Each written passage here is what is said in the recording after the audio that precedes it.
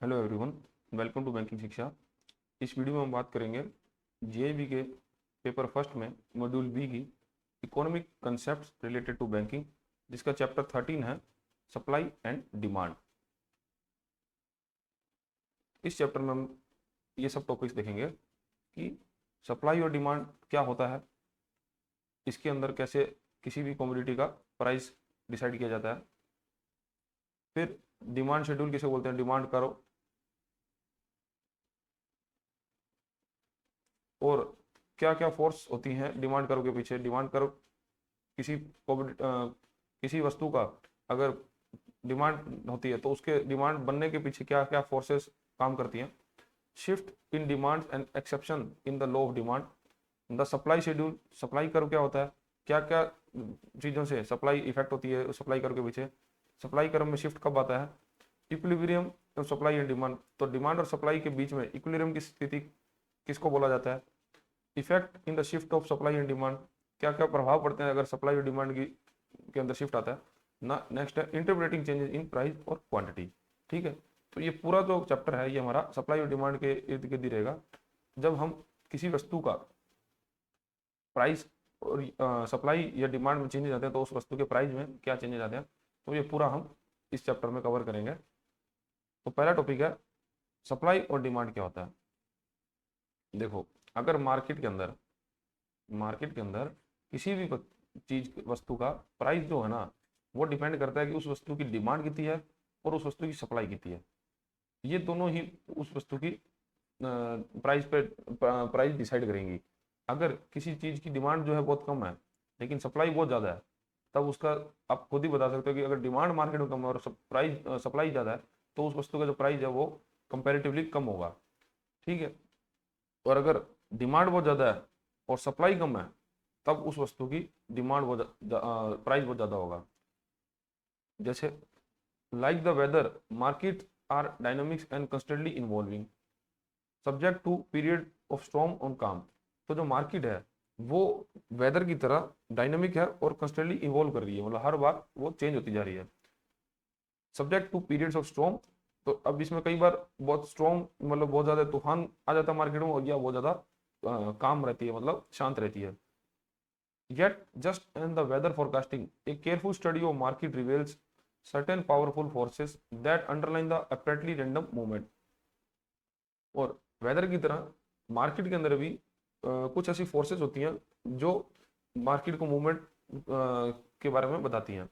The forecast price and output of individual market, you must first understand the concept of supply and demand. और market को forecast करने से पहले हमको supply और डिमांड के बारे में पता होना चाहिए। Economics has the powerful tool for explaining changes in the economic environment. तो इकोनॉमिक्स जो है वो एक पावरफुल टूल है जो हमको मार्केट के अंदर जो भी इन्वायरमेंट क्रिएट हो रहा है उसके बारे में पहले से मतलब हम उससे एनालाइज कर सकते हैं। It is called theory of supply and demand, और इसी को ही सप्लाई और डिमांड की थ्योरी कहा जाता है। This theory shows how consumer preference determine the consumer demand for commodities while business cost determine the supply of commodities। तो इससे ये पता लगता है कि कंज्यूमर की क्या प्रेफरेंस है, कंज्यूमर की कितनी डिमांड है जिससे है कि वो वस्तु का निर्माण मतलब क्या बनानी है, और उस बनाने की कॉस्ट जो उसकी लागत आ रही है उसकी, तो वो डिसाइड करती है कि उस वस्तु की सप्लाई किस प्रकार से रहेगी। For example, if the price of petrol increases, it is either because of the demand of petrol was increased or because of the supply of crude oil has decreased। अब एग्जांपल के लिए अगर petrol का दाम बढ़ता है तो इसके दो कारण हो सकते हैं, या तो मार्केट के अंदर उसकी डिमांड बहुत ज्यादा है और या फिर उसकी सप्लाई बहुत कम हो गई है। इन दोनों कारणों की वजह से जो है पेट्रोल के दाम बढ़ जाएंगे। The same is true for every market from food to diamond to land. तो ये जो कंसेप्ट है ये हर मार्केट के अंदर लागू होता है।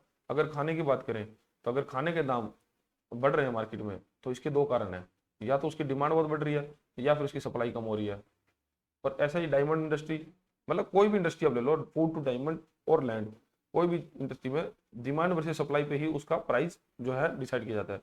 Changes in supply and demand drive changes in output and prices. If the you understand how supply and demand works, you have gone a long way towards understanding the market economy. अगर आप समझ गए कि market के अंदर supply और demand कैसे काम करता है, तब आप मार्केट की अंडरस्टैंडिंग अच्छे से समझ पाओगे। तो सबसे पहले है नेक्स्ट टॉपिक हमारा जो demand schedule. Both common sense and careful scientific observation shows that the amount of commodity people buy depends on its price। तो कॉमन सेंस की बात यह है कि अगर किसी वस्तु का प्राइस ही डिपेंड करता है कि उसकी डिमांड कैसी रहेगी। अगर कोई वस्तु का दाम बहुत ज़्यादा है तो उसकी डिमांड जो है वो कम रहेगी, और अगर किसी वस्तु की दाम कम है तो उसकी डिमांड जो है ज़्यादा रहेगी। The higher the price of an item holding other thing constant the few unit consumers are willing to buy. तो अगर किसी वस्तु का दाम ज़्यादा है और बाकी सब चीज़ें जो है कंस्टेंट रहती हैं, ठीक है, तो उसकी डिमांड जो है वो कंज्यूमर जो है कम करेगा। The lower the market price the more units are to bought. और अगर मार्केट प्राइस कम है तो उसकी डिमांड जो है ज़्यादा रहेगी। This definite relationship that exist between the market price for a good and the quantity demanded for that good is called demand schedule. और इसी को ही डिमांड शेड्यूल कहा जाता है। जब मार्केट के अंदर किसी वस्तु की प्राइस डिमांड जो है वो डिसाइड करती है कि उसका प्राइस किस प्रकार से रह जाएगा, मतलब उसकी क्वांटिटी किस हिसाब से डिमांड करी जाएगी मार्केट में। मतलब प्राइस अगर ज़्यादा है तो डिमांड कम है, क्वांटिटी प्राइस वर्सेस क्वांटिटी हम यहाँ देख रहे हैं। तो अगर प्राइस कम है तो क्वांटिटी की डिमांड ज़्यादा है। तो इसी को ही डिमांड शेड्यूल या डिमांड कर्व कहा जाता है। Let's look at the simple example. The table below the present the hypothetical demand schedule for apples। तो इस टेबल में देखते हैं हम, जैसे ये है एप्पल के पर बॉक्स का रेट, ठीक है, और ये है एप्पल के डिमांड करी की क्वांटिटी, बॉक्स की क्वांटिटी।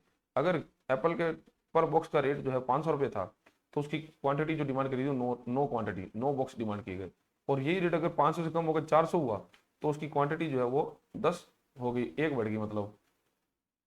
और इसी के बाद अगर प्राइस 300 रुपये हो गया मार्केट के अंदर तो एप्पल के बॉक्स का, तो उसकी क्वांटिटी जो है वो 12 होगी 10 से, तो मतलब 2 और बढ़ गई।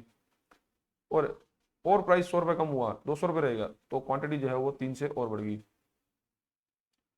और प्राइस अगर 100 रुपये था तो उसकी क्वांटिटी की डिमांड जो थी वो 20 रुपये की। तो कहने का ये मतलब है जैसे जैसे प्राइस जो है वो कम होता जाएगा तो मार्केट के अंदर क्वांटिटी की डिमांड ज़्यादा होने लग जाएगी। इसके अंदर कुछ ऐसे केसेस होते हैं जो हम उसको एक बार मान के नहीं चलते। जैसे कि अब आप लोग बोलोगे सर एप्पल तो है वो एक टाइम के बाद तो खराब हो जाएंगे, तो हम इतनी डिमांड क्यों करेंगे, तो इस चीज को इग्नोर किया जाता है।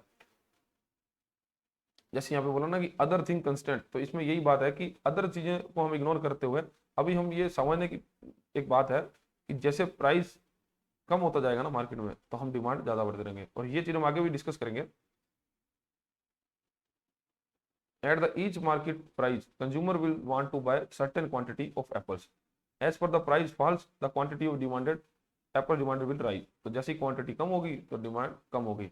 जैसे 500 रुपये के अंदर हम 9 मांग रहे थे, लेकिन यही 100 रुपये के अंदर हम 20 एप्पल के बॉक्स की डिमांड करने लग गए। अब देखते हैं demand curve. The demand curve is a graphical representation of demand schedule.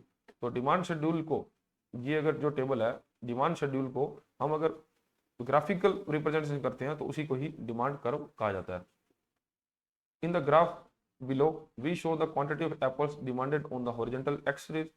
तो ये जो है ना, ये हमारा एक्स एक्स है और ये है हमारा वाई एक्स। ये वाई एक्स है, ये एक्स एक्स है, और यहाँ से हम 0 से शुरुआत करते हैं। अब एक्स एक्स में हमने दिखाया क्वांटिटी और वाई एक्स पे हमने दिखाया प्राइस, ठीक है। अब हम उसी टेबल की बात करते हैं ऊपर वाले की। तो जब यहाँ पे जब हमारा जो प्राइस था वो 500 था तब हम नो क्वांटिटी की डिमांड कर रहे थे। तो यहाँ पे हमारा जो प्राइस है, यहाँ पे प्राइस है 500, तब हम यहाँ पे ये 10 क्वांटिटी, तो ये नो क्वांटिटी हम डिमांड कर रहे हैं, मानो इसको ए लिख देते हैं, ठीक है। और जब हमारा प्राइस जो था वो 400 हुआ तो हम 10 क्वांटिटी की डिमांड करने लगे। तो प्राइस हुआ 400 और हम क्वांटिटी कितनी लेने लगे 10, ठीक है। और इसी के बाद हमारा प्राइस हुआ 300 तो 12, 300 पर यहाँ पर 12,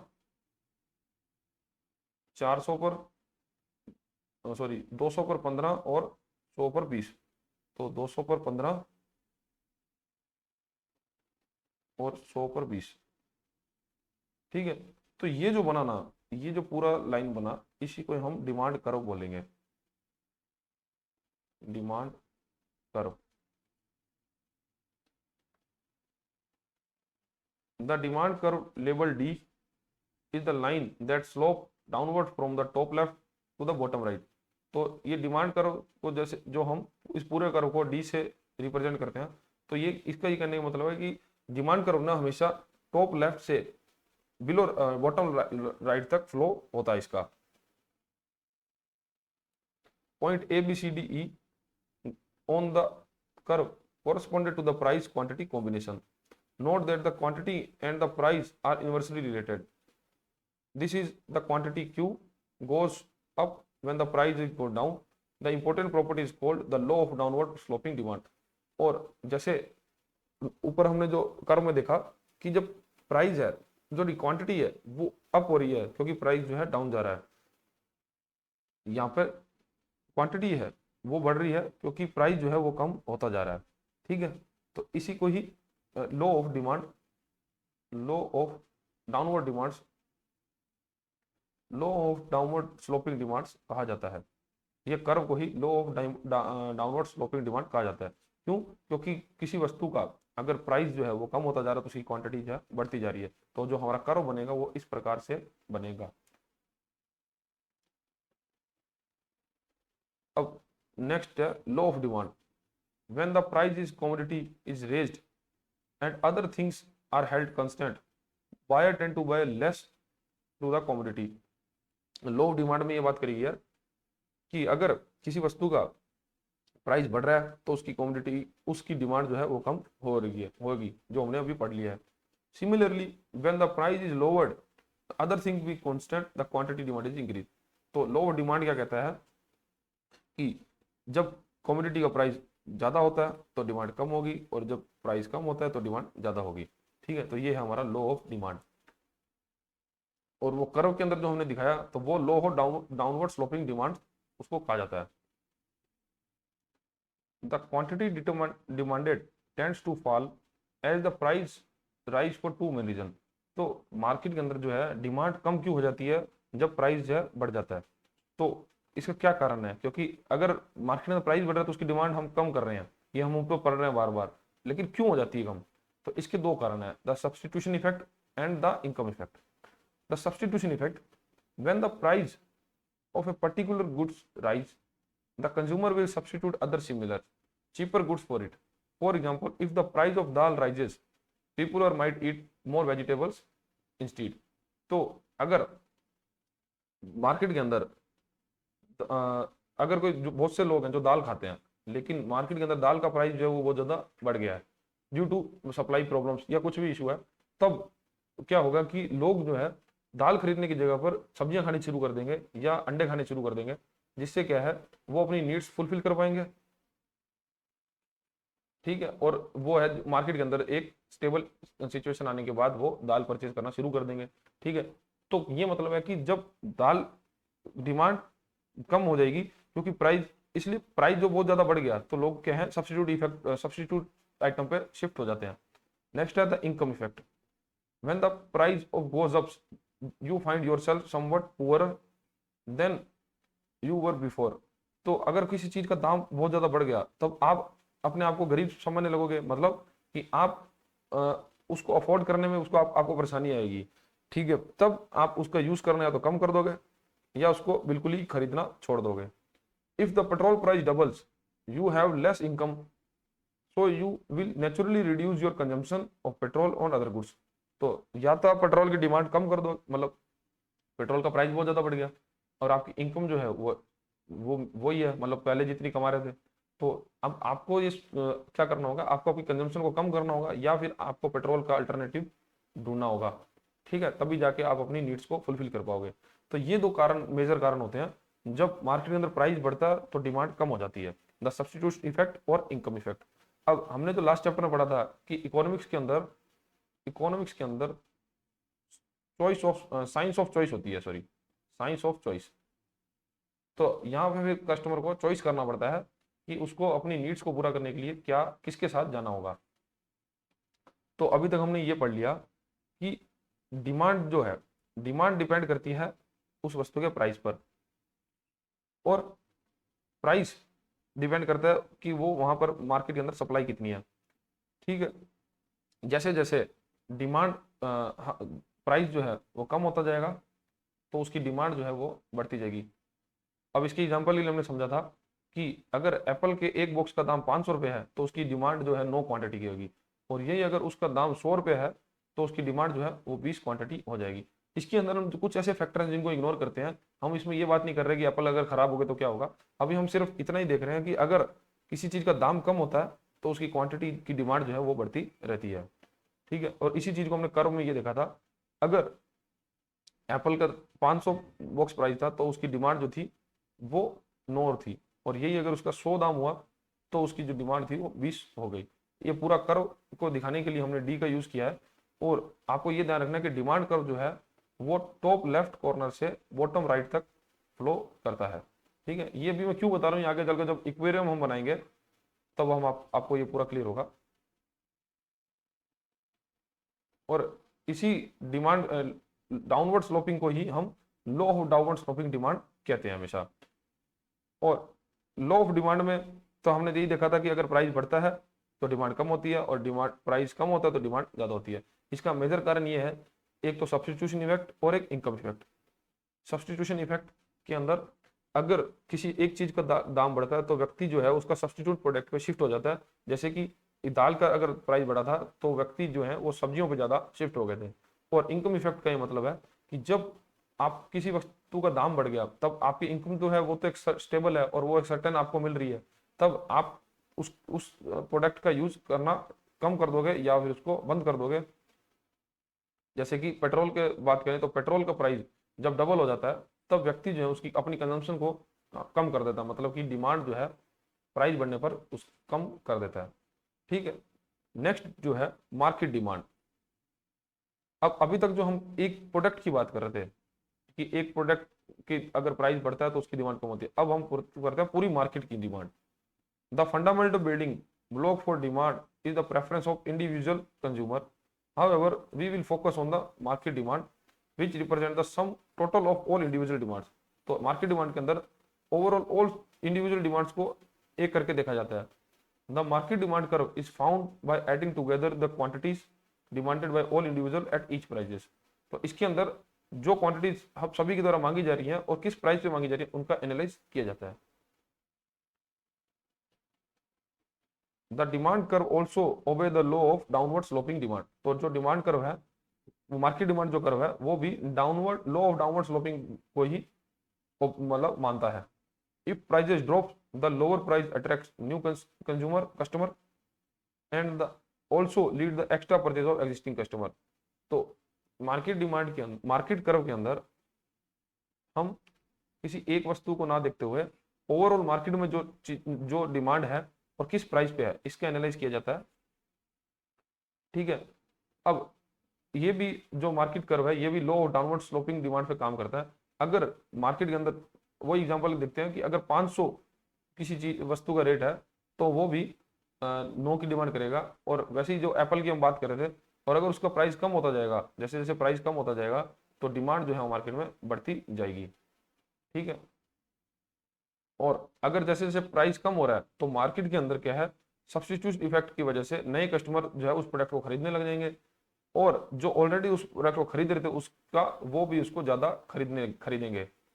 ठीक है, फॉर एग्जांपल अगर पहले जो व्यक्ति एप्पल को, हम एप्पल का एग्जांपल ही लेके चल रहे हैं, एप्पल को अफोर्ड नहीं कर पा रहे थे ड्यू टू देयर प्राइस, तो अब जैसे प्राइस कम हुआ तो नए लोग जो है वो भी एप्पल को खरीदने लग जाएंगे, तो इसको तो बोलेंगे सब्स्टिट्यूट इफेक्ट। ठीक है, और एप्पल सॉरी हाँ, तो इसको बोलेंगे सब्स्टिट्यूट इफेक्ट।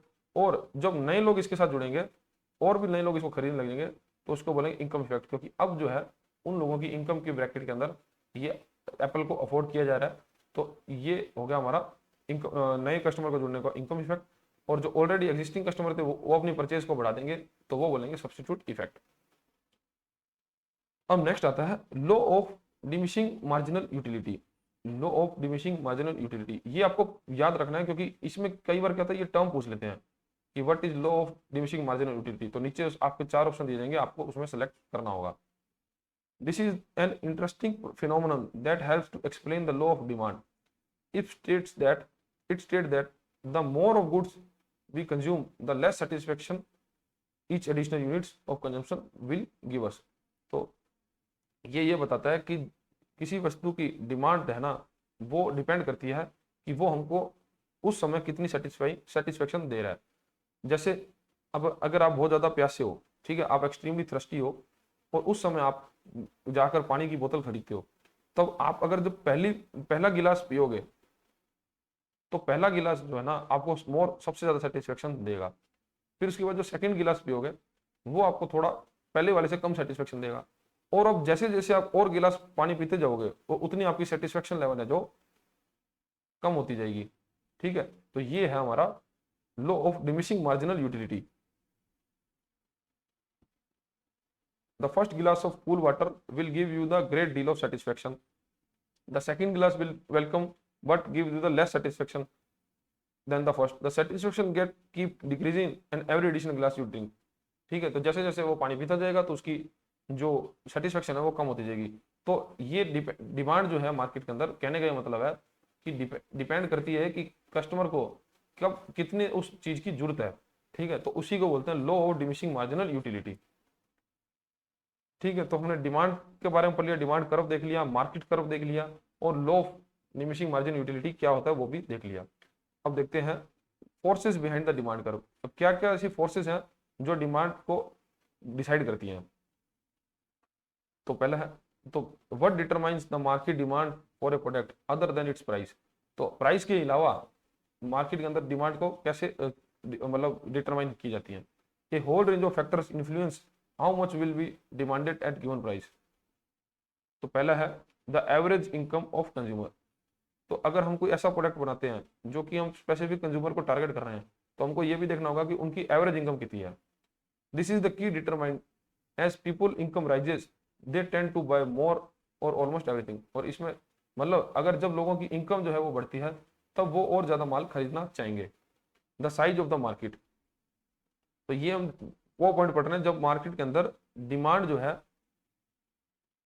वो डिसाइड की जाती है, मतलब क्या क्या फैक्टर जो है प्राइस के अलावा जो कि मार्केट में डिमांड को डिसाइड करते हैं। तो पहला तो था average income of consumer, income consumer जो है इस प्रोडक्ट के वो कितना पैसा कमा रहे हैं। नेक्स्ट है the size of the market, this is measured by the population. A larger population means the higher market demand and the demand of apples in the Mumbai is higher than the Bhubaneswar because of the population of Mumbai is larger. तो वो market कितनी बड़ी है, जैसे कि अब हम कोई वही एप्पल को अगर हम मुंबई में बेच रहे हैं तो क्योंकि वहां पर पॉपुलेशन ज्यादा है तो उसकी डिमांड जो ऑलरेडी ऑब्वियसली बात है कि ज्यादा होगी, क्योंकि भुवनेश्वर क्योंकि छोटी सिटी है तो उसमें जो डिमांड है वो कम होगी। तो साइज भी मैटर करता है मार्केट का। The prices and availability of related goods, और उस सेम गुड्स के अगर रिलेटेड गुड्स हैं तो उसका प्राइस क्या है। जैसे substitute good, these goods are perform the same function like Coca Cola and Pepsi. अब अगर कोई व्यक्ति कोका कोला पीता है, अब पेप्सी वाला अगर उसका प्राइस अपना प्राइस जो कम कर देता है तब कोका कोला की डिमांड है जो कम हो जाएगी। ठीक है, क्योंकि लोग ज्यादा हैं, सस्ता जो पेप्सी है उसको खरीदना शुरू कर देंगे। और पेन और pencil, demand of A tends to be low if the price of its substitute B is low. तो ए की डिमांड कम हो जाएगी क्योंकि बी वाले ने प्राइस जो है कम कर दिया, और इसका उल्टा अगर बी ने प्राइस बढ़ा दिया तो ए की डिमांड जो है वो बढ़ जाएगी। फिर है taste and preference, these are subjective elements that represent a variety of culture and historical influences. For example, eating beef in America popular है but the taboo in India। तो अब टेस्ट और प्रेफरेंस भी डिपेंड करते हैं कि उस वस्तु का प्राइस कितना हो सकता है। जैसे अब किसी व्यक्ति को कुछ चीज पसंद है खाने को, लेकिन उनका कल्चर और जो हिस्टोरिकल इन्फ्लुएंस देखा जाए तो हम उसको सही नहीं मानते।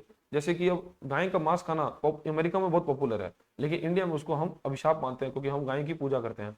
ठीक है, तो ये डिफरेंस है किसी वस्तु की डिमांड का। नेक्स्ट है special influence, these are unique factor that affect the demand for particular goods. The demand of umbrella is high in rainy Mumbai but the low in sunny Delhi. Exception expectation about future economic condition especially in future prices can also have important impact on current demand। और कुछ ऐसे factor हैं जो अलग से demand को influence करते हैं। लाइक मुंबई के अंदर अगर बारिश हो रही है तो वो बहुत ज़्यादा टाइम तक बारिश चलती ही रहती है, तो वहाँ पर रेनकोट की जो डिमांड है वो ज़्यादा होगी। लेकिन अगर दिल्ली की बात करें, वहाँ पे गर्मी बहुत ज़्यादा पड़ती है, तो वहाँ पर रेनकोट की डिमांड बिल्कुल नहीं होगी। ठीक है, तो ये जो है फैक्टर डिपेंड करते हैं कि उस वस्तु का प्राइस जो है वो क्या होगा। और अगर कुछ अंदाजा लगाया जाता है कि फ्यूचर इकोनॉमी, मतलब फ्यूचर में अगर कुछ इवेंट होने वाला है, तब भी उस किसी वस्तु की जो डिमांड है वो कम या ज़्यादा हो सकती है। तो ये सब पॉइंट्स हैं जो कि डिमांड को इन्फ्लुएंस करते हैं अदर देन प्राइस। मतलब प्राइस के अलावा भी अगर डिमांड को उतार और चढ़ाव होता है डिमांड में, तो वो ये सब फैक्टर्स हो सकते हैं। पहला है कंज्यूमर की इनकम कितनी है, फिर मार्केट का साइज कितना है, फिर अगर उसका कोई सब्स्टिट्यूट प्रोडक्ट है तो उसका प्राइस क्या चल रहा है, तो वो भी बहुत मेजर फैक्टर है। फिर अगर वहां पर लोगों का टेस्ट और प्रेफरेंस क्या है, जैसे कि अमेरिका के अंदर हम देखेंगे तो बीफ बहुत ज़्यादा चलेगा, लेकिन इंडिया में उसकी डिमांड बहुत कम होगी, तो ये भी डिपेंड करता है। फिर कुछ ऐसे स्पेशल इवेंट्स या स्पेशल इन्फ्लुएंस जो प्रोडक्ट के डिमांड को निर्धारित करते हैं, जैसे कि हमने बात करी कि अगर मुंबई में अम्ब्रेला की डिमांड ज़्यादा होगी लेकिन दिल्ली में उसकी डिमांड कम होगी। अब नेक्स्ट टॉपिक हमारा shift in demand and exceptions in law of demand. तो डिमांड के अंदर शिफ्ट कब आ सकता है और क्या क्या एक्सेप्शन है जिसको हमको इग्नोर करना होता है डिमांड को डिसाइड करने से पहले। Demand curve seat still only in text book, but the real world, the economic life evolves, demand changes constantly. तो जो डिमांड कर्व हम देख रहे थे ये वाला, ये बस टेक्स्ट बुक के अंदर ही हमको कांस्टेंट दिखेगा, लेकिन जब रियल टाइम में रियल वर्ल्ड में आप इसको देखोगे तो हर टाइम, क्योंकि मार्केट जो है वो फ्लक्चुएट हो रहा है, लोगों की डिमांड और प्राइजेस के आधार पर बहुत ज्यादा चेंजेस आते रहते हैं, तो वो कॉन्स्टेंटली चेंज होता रहता है। A shift in demand curve happens when the demand for good is influenced by factor other than change in the goods on price। तो डिमांड कर्व में शिफ्ट तब आता है जब उस वस्तु की प्राइस के अंदर इतना चेंज नहीं आता, बाकी लोगों की डिमांड में फिर भी चेंज आ जाता है। For example, we know that the average income of Indians rose sharply during the economic boom in 2006-2008। तो हमको पता है कि जब भारतीयों की इनकम जो है 2006 और 2008 के अंदर मार्केट के अंदर बहुत बड़ा बूम आया था, जिसमें उनकी इनकम जो है वो शार्पली इंक्रीज हो गई थी। This means that the quantity of automobiles demanded each prices level would be increase. तो कहने का मतलब है कि जब उनकी इनकम बढ़ेगी ना, तब वो खर्चा भी अपना बढ़ा देंगे। तो एग्जाम्पल के लिए कि जब फिर ऑटोमोबाइल सेक्टर में बहुत बड़ा बूम आना शुरू हुआ, क्योंकि लोग जो है ज्यादा कार्स परचेज करने लगे। This is the shift in the demand curve because the increase of quantity demanded was due to a factor higher income other than the car price। तो इसमें फिर डिमांड कर्व में शिफ्ट इसलिए आया क्योंकि लोगों की इनकम तो बढ़ गई, लेकिन कार का प्राइस जो था वो सेम रहा, तो लोग क्या है ज्यादा कार परचेज करने लग गए। अब इसको हम इस ग्राफिकल रिप्रेजेंटेशन से समझ सकते हैं। जैसे अगर पहले की बात करें तो जो कार का प्राइस, मान लो यहाँ ये प्राइस है और ये क्वांटिटी है, ये हमको ध्यान रखना है। तो कार का प्राइस मान लो कि 14 लाख रुपए था, ठीक है, तब उसकी डिमांड जो थी वो सिर्फ 4 यूनिट करी जा रही थी। लेकिन जैसे जैसे प्राइस हुआ कम, जैसे 10 लाख हुआ, तो उसकी डिमांड जो थी 8 हो रही थी, और जैसे ही ये 6 लाख की कार हुई तो उसकी डिमांड जो थी 14 होती थी। लेकिन ये तो पहले की बात है, लेकिन अब जो शिफ्ट आया है वो शिफ्ट ये हुआ कि कार का प्राइस तो 14 लाख ही था, ठीक है, लेकिन उसकी डिमांड क्या होगी, डिमांड उसकी होगी लगभग 10 लाख। यहाँ पे बात करें तो ये 10 लाख, ठीक है, ये बीच में आता है। तो पहले जो 14 लाख की कार के ऊपर डिमांड थी उसकी 4 लाख, तो वो उसकी होगी सीधा 10 लाख, 10 कार। तो पहले 14 लाख में 4 कारें बिकती थी और अब 14 लाख में 10 कारें बिकने लगी। तो ये जो आया एक शिफ्ट आया है डिमांड कर्व के अंदर। जैसे देखो ये राइट की तरफ शिफ्ट हो रहा है। तो कहने का मतलब है कि शिफ्ट तब आता है मार्केट के अंदर, डिमांड कर्व के अंदर शिफ्ट तब आएगा जब व्यक्ति की इनकम जो है वो इन्फ्लुएंस होती है, या तो वो बहुत ज्यादा होती है, या तो वो बहुत ज्यादा होती है या फिर वो बहुत कम हो जाती है। लेकिन मार्केट के अंदर प्राइस जो है स्टेबल रहता है। ये आपको याद रखना है, क्योंकि ये चीजें ऐसे आपसे एग्जाम में पूछी जाती हैं कि डिमांड शिफ्ट कब आता है, कर्व डिमांड कर्व के अंदर शिफ्ट कब आता है।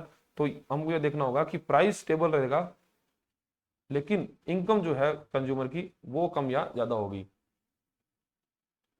N increase in demand shown an the rightward shift of the entire demand curve from D to D1. The shift means that every price of more goods will be bought. अब अगर income बढ़ी है तो उसका जो ये D1 है, अगर इनकम बढ़ी तो उसने जो पहले डिमांड कर रहे थे उससे उसकी इनकम ज्यादा होगी, तो ये राइट वर्ड शिफ्ट हो गया। लेकिन अगर मानो इनकम कम हुई होती तो हमारा जो शिफ्ट है वो लेफ्ट वर्ड हो जाता। ये आपको याद रखना है। एग्जाम में पूछ भी सकते हैं कि अगर कंज्यूमर्स की इनकम ग्रो कर रही है तो डिमांड कर्व पे क्या प्रभाव पड़ेगा, डिमांड शिफ्ट किस तरफ होगी, तो आपको बताना होगा राइट तरफ होगी। लेकिन अगर वो इनकम उनकी कम हो रही है तो वो लेफ्ट तरफ भी डिमांड हो सकती है, तो ये D2 भी क्रिएट हो सकता है। Exception in the law of demand, तो कुछ ऐसे एक्सेप्शन है जिससे डिमांड जो है प्राइस बढ़ने पर डिमांड भी है जो बढ़ जाती है। ठीक है, अब ये ऐसे कौन से फैक्टर हो सकते हैं? There is a certain situation where the law of demand goes does not apply, तो वहां पर है डिमांड का जो नियम है वो लागू नहीं होता। और डिमांड का नियम क्या है? जब प्राइस बढ़ेगा तो क्वांटिटी की डिमांड कम होगी, और जब प्राइस कम होगा तो क्वांटिटी की डिमांड ज्यादा होगी। तो ये जो डिमांड का लॉ है ये ऐसी कौन सी जगहों में जहां पर अप्लाई नहीं होता? तो सबसे पहले है Veblen goods. This concept was introduced by the economist theoretician Veblen. According to him certain luxury goods become more valuable as their price rises. This is because the high price is seen as the sign of high quality and status. High priced cell phones and designer bags were example of Babylon goods. तो कुछ ऐसे luxury product होते हैं, luxury products हैं जो ज्यादा पैसे वाले HNIs के द्वारा खरीदे जाते हैं, और जो लग्जरी कंपनीज होती हैं वो भी इनको इस प्रकार से मार्केट करती हैं कि हमारा जो प्राइस ज्यादा है तो वो एक लग्जरी स्टेट, एक हाई प्रोफाइल स्टेटस है, हाई क्वालिटी है, और हमारा जो स्टेटस है वो ज्यादा है। तो ये जो अमीर लोग हैं ना वो अपने आप को अमीर दिखाने के लिए भी इस प्रकार के प्रोडक्ट्स खरीदते हैं, उनको नहीं फर्क पड़ता कि उसका प्राइस क्या है। ठीक है, तो इस कंडीशन को हम बोलेंगे वेबलन गुड्स। वेबलन गुड्स हैं और ये लॉ ऑफ डिमांड को कंसिडर नहीं करता इसके अंदर। जैसे अब हम बात करें, रोलेक्स की घड़ी का नाम आपने सुना होगा, तो आपने सुना होगा कि रोलेक्स की घड़ी ना कभी भी आप उनके शोरूम में जाओगे तो वो आपको नहीं देंगे। ठीक है, वो कभी भी आपको देंगे ही नहीं। क्यों? क्योंकि उन्होंने ना उसकी वैल्यू बनाने के लिए, उसको लग्जरी दिखाने के लिए, क्या उसकी डिमांड को बहुत ज्यादा कंट्रोल में किया हुआ है। ठीक है, तो उसको ऐसा वो इसलिए ऐसा करते हैं क्योंकि वो एक स्टेटस सिंबल रहे, हर कोई उसको ना खरीद पाए।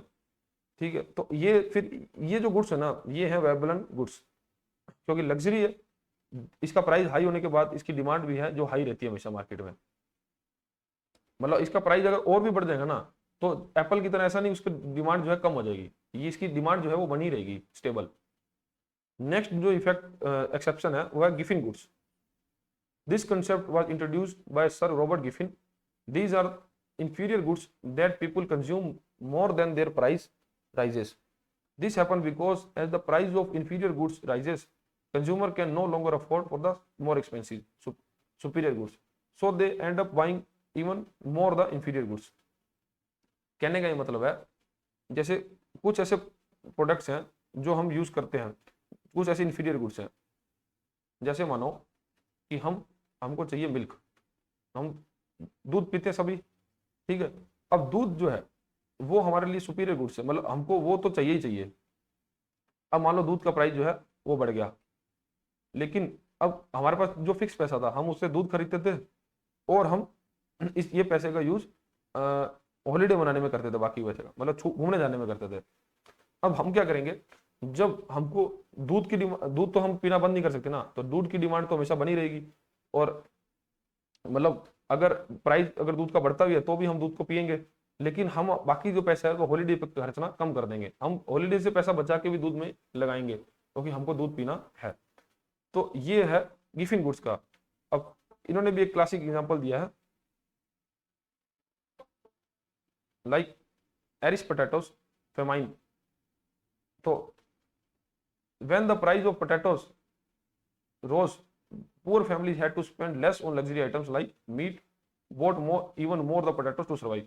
तो क्योंकि हम यहाँ पोटैटोस की बात करेंगे तो आलू जो है, अब आयरिश पोटैटो फेमाइन आया था तो इसमें ये हुआ था कि लोगों ने ना पोटैटो खाना बंद नहीं किया था, क्योंकि पोटैटो की डिमांड जो है, आलू की डिमांड जो है मार्केट में लगातार बढ़ रही थी और उसका प्राइस भी है उसी के लिए बढ़ रहा था। लेकिन प्राइस बढ़ने के कारण भी लोगों ने पोटैटो खाना जारी रखा, क्योंकि पोटैटो जो है इनकी भूख को भरने का मेन सोर्स था, भूख को खत्म करने का मेन सोर्स था। और फिर आयरिश लोगों ने क्या किया कि पोटैटो खाना तो शुरू रखा, लेकिन उन्होंने लग्जरी आइटम्स पर खर्च करना कम कर दिया, क्योंकि लग्जरी आइटम्स उनका पेट नहीं भर रहा था। मतलब अगर लग्जरी आइटम कुछ खाने की है तो ऐसा नहीं कि वो जरूरी थी खाना, सबसे ज्यादा जरूरी क्या था, पोटैटो खाना। तो बेसिक आइटम को उन्होंने परचेज करना शुरू करा था। तो ये जो इफेक्ट है ये बोलते हैं गिफिन गुड्स। नेक्स्ट है नेसेसरी गुड्स एंड सर्विसेज। कुछ ऐसी सर्विसेज जो कि जरूरी है, अब वो इंसान नहीं सोचेगा कि उसका प्राइस क्या है, जो चाहिए वो चाहिए। जैसे हेल्थ केयर है, तो हेल्थ केयर अगर कितना भी महंगा होगा लेकिन आदमी उससे कॉम्प्रोमाइज नहीं कर सकता। Other exception of its necessities and basic items, even if the price of essential items like life-saving medicines, basic staples like salt rises, people will continue to purchase them. The price of these items were very little effect on their demands. तो अगर basic जो हमारी necessity है, like दवाइयों का rate बढ़ जाता है, या नमक का, या किसी भी घरेलू पदार्थ का जो हमको रोज चाहिए, तो अगर उसका रेट बढ़ भी जाएगा तो हम उसको खाना बंद नहीं कर सकते। तो ये जो नेसेसरी प्रोडक्ट्स है ये भी जो है लॉ ऑफ डिमांड के अंदर नहीं आते। नेक्स्ट है change in income. A changing income, a change in consumer income can also act as the exception. If the household income rises, they may buy more of a good regardless the price increases. Similarly, if the price income falls, they not buy the goods even if the price decreases. अगर किसी consumer की income में भी changes आ जाते हैं, अगर market में price जो है वो बहुत ज्यादा है लेकिन उसकी इनकम भी बढ़ गई है बराबर, तो वो उस प्राइस को खरीदेगा, उस वस्तु को खरीदेगा वो प्राइस को इग्नोर करते हुए। और वैसा इसका उल्टा ही, अगर इसकी इनकम कम हो जाती है और मार्केट के अंदर भी प्राइस जो है उसी वस्तु का वो भी कम हो जाता है, लेकिन तो भी उस वस्तु को खरीदेगा नहीं, क्योंकि उसकी जो इनकम है वो भी कम होगी। तो ये कारण है जब जहां पर एक्सेप्शन है, जिसपे डिमांड का लो है वो काम नहीं करता। तो सबसे पहले देखा था वेबलन गुड्स जिसमें लग्जरी जुड़ी हुई है साथ में। तो व्यक्ति जो है अगर उसका प्राइस बढ़ भी रहा तो भी उसको खरीदना कंटिन्यू रखता है, क्योंकि उसको अपना स्टेटस जो है मेंटेन करके चलना है। ठीक है, और ये ज्यादा लो है, जैसे महंगे सेलफोन, जैसे एप्पल का फोन है। अब एप्पल अपने फोन को कितना भी महंगा करते हैं लेकिन लोग उसको परचेज कर रहे हैं। ठीक है, क्योंकि वो वेलबन गुड्स एक तरह के माना जाता है। फिर है गिफिन गुड्स। गिफिन गुड्स का मतलब ये है कि अगर किसी प्रोडक्ट का दाम बढ़ रहा है लेकिन वो प्रोडक्ट जो है हमारे लिए मेजर, हमारा सुपीरियर प्रोडक्ट है और वो ही हमारा पेट भरेगा। जैसे हमने एग्जांपल में बात करी, अगर पोटैटो फेमाइन आया था आयरलैंड के अंदर, जो आयरिश लोग हैं उनके ऊपर, तो भी उन्होंने पोटैटो खरीदना शुरू रखा था, लेकिन उन्होंने अपनी लग्जरी की जो स्पेंडिंग है वो कम कर दी थी। तो ये तरह जो है गिफिन गुड्स का एग्जांपल है, इसमें भी लॉ ऑफ डिमांड काम नहीं करता। फिर कुछ नेसेसरी गुड्स या सर्विसेज हैं जो कि व्यक्ति को चाहिए ही चाहिए, जैसे दवाइयां हैं। अब वो दवाइयों का दाम कितना भी महंगा हो लेकिन उसको अगर उसको जरूरत है तो उसको खानी पड़ेगी ना, तब इसी केस में भी डिमांड जो है कभी कम नहीं होती। और अगर किसी कंज्यूमर की इनकम भी चेंज होती है, लेकिन इनकम के चेंज के साथ मान लो इनकम उसकी बढ़ रही है और प्राइस भी बढ़ रहा है, तब भी उसकी वस्तु की डिमांड करता रहेगा, क्योंकि उसको उस खरीदने की पावर अभी भी उसके पास बची होगी। तो ये जब चार चीजें हैं ये एक्सेप्शन है डिमांड के टॉपिक के अंदर, क्योंकि डिमांड का लॉ ये बोलता है कि अगर डिमांड बढ़ती है तो प्राइस बढ़ता है तो डिमांड कम होती है, और प्राइस कम होता है तो डिमांड बढ़ती है। लेकिन ये चार एक्सेप्शन है जिसमें ये नियम लागू नहीं होता। नेक्स्ट टॉपिक हमारा the supply schedule. Supply curve जो है, सप्लाई कर्व ना, जैसे हम डिमांड कर्व की बात कर रहे थे, तो डिमांड में क्या था, जैसे प्राइस बढ़ रहा था तो डिमांड जो है वो कम हो रही थी, लेकिन सप्लाई कर्व इसका उल्टा रहता है।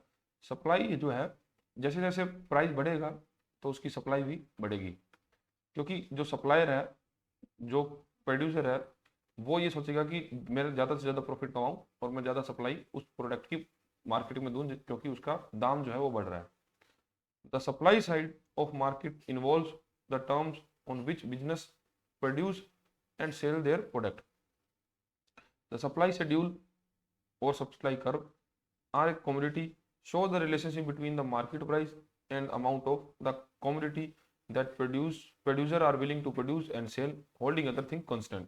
तो बाकी चीजों को कांस्टेंट रखते हुए अगर मार्केट के अंदर प्राइस किसी भी चीज का बढ़ता है तो प्रोड्यूसर जो है वो ये सोचेगा कि मुझे सप्लाई बढ़ा देनी चाहिए, क्योंकि मुझे उससे ज्यादा उस माल को सेल करके प्रॉफिट कमा पाऊं।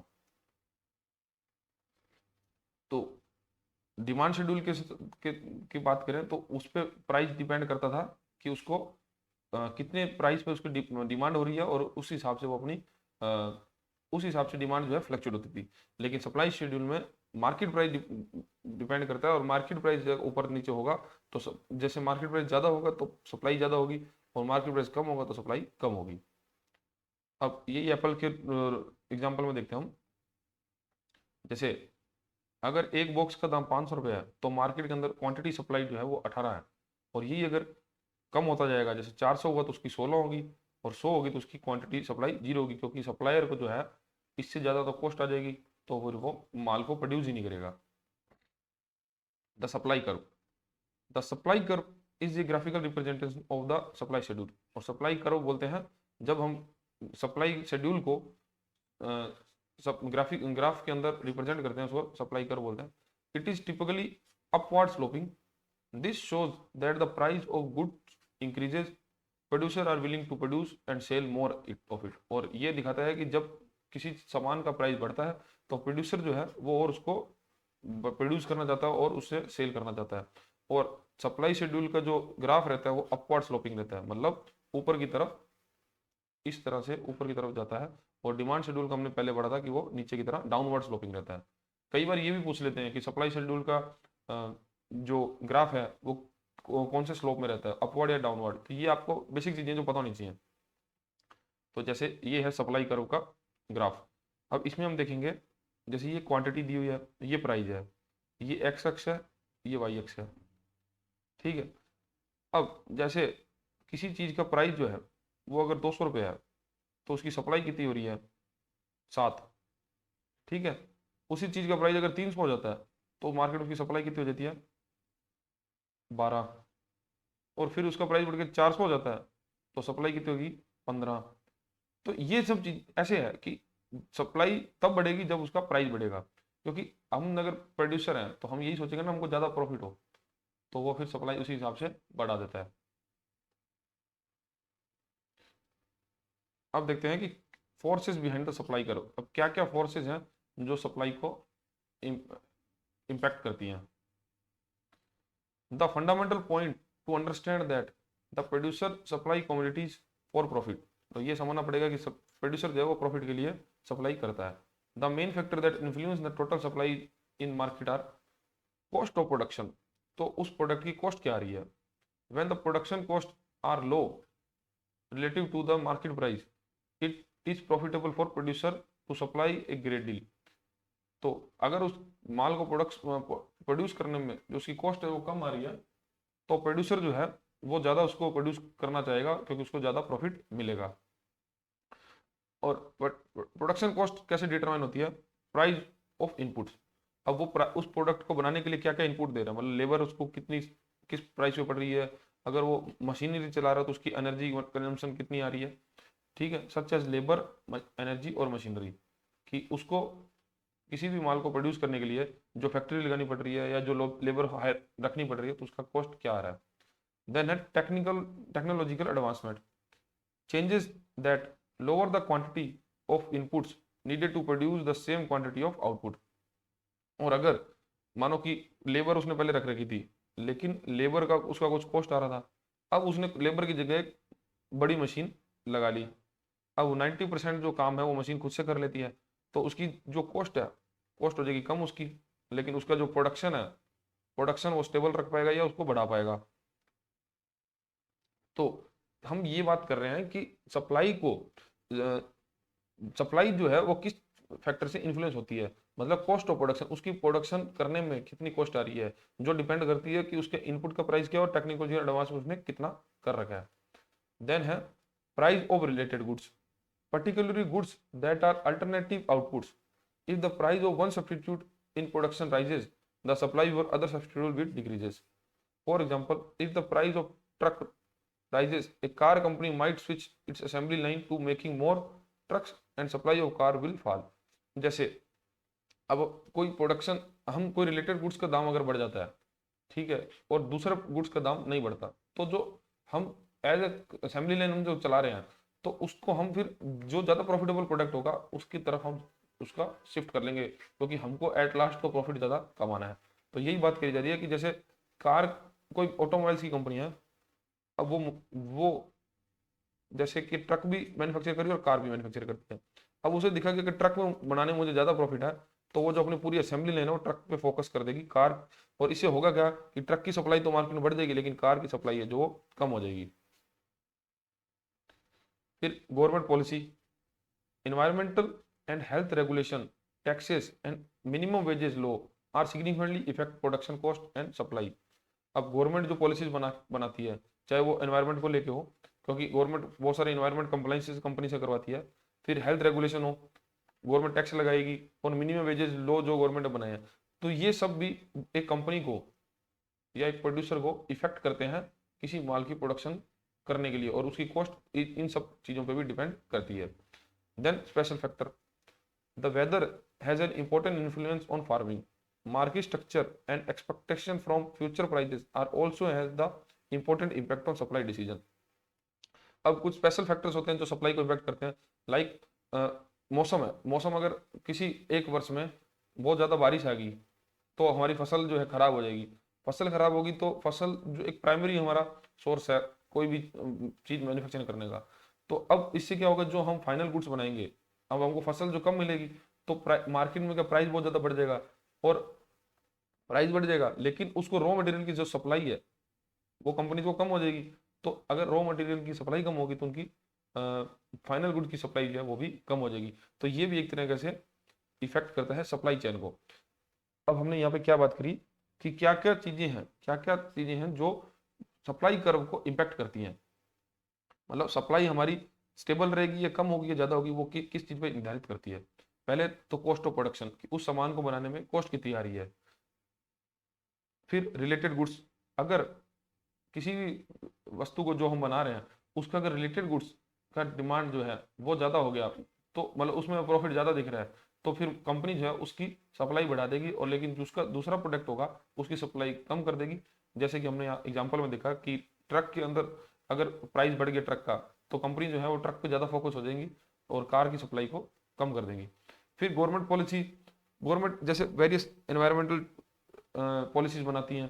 फिर गवर्नमेंट कंपनी से टैक्सेस लेती हैं। अब अगर टैक्स लेती है तो किसी भी सप्लाई, कोई भी प्रोडक्ट टू प्रोडक्ट वेरी करता है कि अगर एक प्रोड्यूसर कोई इस माल की सप्लाई कर रहा है तो उस पर किस प्रकार से टैक्स लिया जा रहा है। अगर गवर्नमेंट जो टैक्स ज़्यादा ले रही है तो प्रोड्यूसर जो है वो सप्लाई, उस प्रोडक्ट की सप्लाई करना कम समझेगा, तो मतलब कम करना चाहेगा, और लेकिन जिस पे प्रोडक्ट सप्लाई कॉस्ट कम है तो उसकी सप्लाई जो ज़्यादा करना चाहेगा। फिर स्पेशल फैक्टर है जैसे कि वेदर, वेदर बहुत डिपेंड करता है कि उससे मार्केट किस प्रकार से फ्लो होगी। अगर वेदर अच्छा है तो जिस टाइम बम्पर हमारी प्रोडक्शन हुई है तो फिर मार्केट के अंदर ऑटोमेटिकली सप्लाई अच्छी हो रहेगी, जिससे मार्केट एक क्या स्टेबल तरीके से चल पाएगा। लेकिन अगर सप्लाई कम है, वेदर खराब रहा, या जिससे हमारी फार्मिंग अच्छे से नहीं हो पाई और प्रोडक्शन जो है वो कम हो पाई एग्रीकल्चर प्रोडक्ट्स की, फिर जो एग्रीकल्चर प्रोडक्ट्स जो हमको कम मिल पाए तो हम उससे क्या फाइनल गुड्स भी नहीं बना पाएंगे, कम बना पाएंगे, जिससे क्या मार्केट के अंदर सप्लाई जो है इम्पैक्ट हो जाएगी। ठीक है, तो ये सब रीजन है।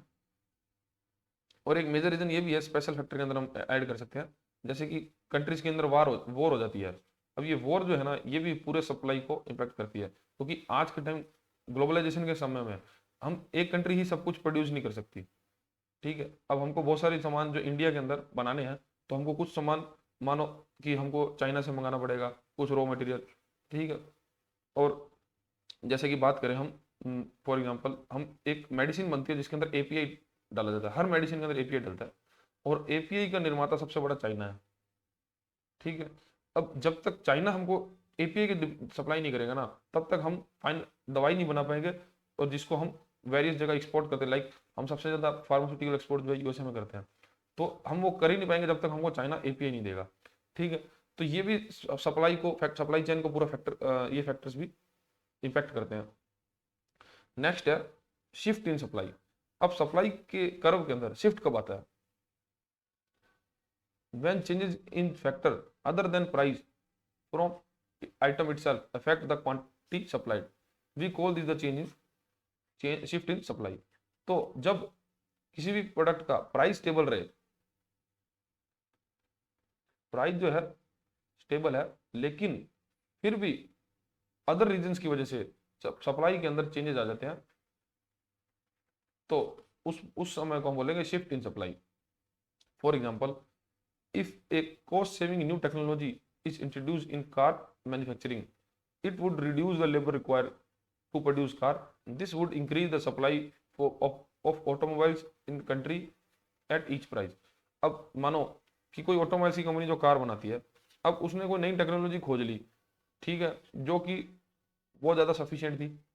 अब होता क्या था कि मानो कि पहले वो कंपनी कार जो है वो लेबर से बनवाती थी, तो ठीक है, तो मान लो कार को बनाने के लिए हर लेबर को हाथ से काम करना पड़ता था, लेकिन फिर वो उनकी फिक्स प्रोडक्शन थी, जैसे वो एक पूरे मंथ में मानो कि 10 ही कार बना सकती हैं अगर वो लेबर से काम कराती है। लेकिन जब उन्होंने टेक्नोलॉजी निकाल ली और मशीन का यूज करना शुरू कर लिया, तब वो सेम एक ही मंथ में 50 कार बनाने लगी, ठीक है। अब इसे हुआ क्या कि उनकी जो है उस कार के लिए सप्लाई जो है वो बढ़ गई। तो जब अगर सप्लाई बढ़ जाएगी लेकिन उस कार का प्राइस जो है जो सेम ही रहा, लेकिन मार्केट के अंदर उसने सप्लाई बढ़ा दी, तो इस कंडीशन को हम बोलेंगे कि मार्केट के अंदर शिफ्ट इन सप्लाई हुआ है। जैसे ग्राफ के सहारे से हम समझते हैं, देखो ये पहली कंडीशन है, ये सेकंड कंडीशन है, जो एस है वो फर्स्ट कंडीशन दिखाता है और S1 है जो शिफ्ट होने के बाद सेकंड कंडीशन दिखाता है। तो जब मार्केट के अंदर जो प्राइस था, ये प्राइस है वाई अक्ष और ये क्वांटिटी है एक्स अक्ष। मार्केट के अंदर जो प्राइस था वो 4 के पास था, मतलब 4 लाख रुपए था तब, सॉरी ये लगभग 3 मान लो 3 था, ठीक है, 3 था तब उसकी सप्लाई जो थी वो 5 थी, ठीक है। और जैसे ही प्राइस हुआ 8, ये प्राइस हुआ 8, तो उसकी सप्लाई कितनी होगी 13। तो प्राइस बढ़ रहा है तो सप्लाई बढ़ रही है, तो हम जानती हैं। फिर जब प्राइस 12 हुआ तब सप्लाई होगी 17, ये ठीक है, यहाँ तक हम समझ गए। लेकिन जब सप्लाई बढ़ गई, क्योंकि हमने देखा कि कार मैन्युफैक्चरर ने मशीनों का यूज करना शुरू कर दिया, अब ये जो हमारा राइटवर्ड शिफ्ट आया, ये इसलिए आएगा क्योंकि अब जो है प्रोडक्शन तो बढ़ गई, मतलब सप्लाई बढ़ गई, लेकिन प्राइस तो वही रहा। अब हम सेम ही प्राइस पे अगर हम 3 की बात करें तो 3 के ऊपर अब हम जो जहां पहले 5 दे रहे थे, अब 3 के ऊपर हम कितना दे रहे हैं, यहाँ पे आएगा, तो ये हम दे रहे हैं अब लगभग 10, ठीक है। तो जहां पहले 3 लाख प्राइस पे हम 5 गाड़ियां बेच रहे थे, अब उसको 10 बेच रहे हैं। अब यहाँ पर अगर 12 की बात करें, जब 12 लाख की गाड़ी थी तब हम उसको 12 गाड़ियां सप्लाई कर पा रहे थे, लेकिन आज 12 लाख पे हम सप्लाई कर पा रहे हैं लगभग 22 गाड़ियां। तो ये चेंजेस होता है शिफ्ट इन सप्लाई। जब कोई कंपनी अपनी मैन्युफैक्चरिंग को सस्ता कर ले फ्रॉम मशीनरी, तो उसकी क्या है, एक उनकी आउटपुट बढ़ जाएगा। अब जैसे आउटपुट बढ़ा तो मार्केट के अंदर सप्लाई बढ़ जाएगी, ठीक है। सप्लाई बढ़ने से इसी कंडीशन को हम शिफ्ट ऑफ सप्लाई बोलते हैं। और अगर किसी वजह से मानो कि उस इंडस्ट्री में कुछ लेबर की कमी होगी या मशीनरी कुछ खराब होगी या कुछ भी ऐसी दिक्कत आई या गवर्नमेंट ने कुछ टैक्सेस लगा दिए, तब उनको क्या है, उनकी सप्लाई जो है कम हो जाएगी। तब यही स्लोप जो S1 हमारा राइटवर्ड की तरफ बढ़ा, तो यही स्लोप हमारा लेफ्ट की तरफ मूव कर जाएगा, मान लो ये S2 हो जाएगा। तब जहां पे हम बात करें कि 8 लाख की गाड़ी को हम जहाँ पे अभी दे रहे थे 13 गाड़ियां, तो यहाँ पे फिर 8 लाख की गाड़ियों पे हम 8 ही गाड़ियां सेल कर पाएंगे, ठीक है। तो इस तरह से काम करता है। अगर आप एग्जाम में आपसे क्वेश्चन पूछे कि सप्लाई जो कर्व है हमारा, सप्लाई का जो स्लोप है, सप्लाई का स्लोप लेफ्ट की तरफ मूव किया, तो ये क्या इंटरप्रेट करता है, तो हमको ये बोलना होगा कि अब उसकी सप्लाई जो है कम हो गई है, प्राइस स्टेबल है, प्राइस स्टेबल रहने के बावजूद भी उसकी मैन्युफैक्चरिंग जो जो प्रोडक्शन है वो प्रोड्यूसर ने कम कर दिया है। और यही अगर राइट की तरफ मूव करेगा, तो आपसे अगर क्वेश्चन आता है कि राइट की तरफ मूव कर रहा है तो सप्लाई में क्या चेंजेस आए, तब आपको ये बोलना होगा कि हमारी जो प्राइस स्टेबल रहने के बावजूद भी हमारी जो सप्लाई है वो बढ़ गई है, ठीक है। तो ये है हमारा शिफ्ट इन सप्लाई। नेक्स्ट जो टॉपिक है हमारा equilibrium of supply and demand. अब हमने ये देख लिया कि डिमांड क्या है और सप्लाई क्या है, और जब मार्केट के अंदर और ये भी देखा कि डिमांड जो है वो इफेक्ट करती है प्राइस पर, और जो सप्लाई है ये भी प्राइस से इफेक्ट होती है।